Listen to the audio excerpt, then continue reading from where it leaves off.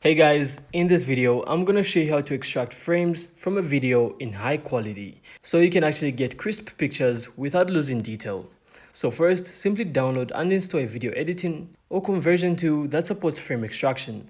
So this could be something like VLC Media Player or FFmpeg. So in this video, we're gonna be using VLC. So once you've got it installed, you simply have to open your video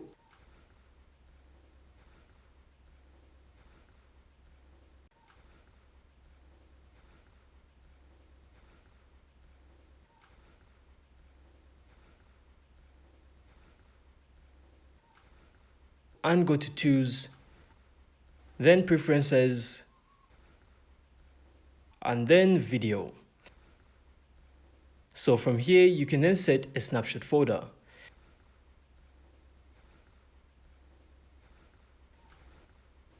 Then simply play the video and pause on the frame you want.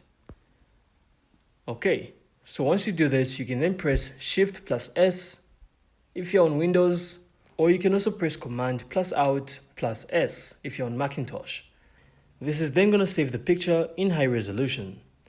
Okay, so after this, your video frames will then be saved as high quality images ready to use for editing, analysis, or even sharing.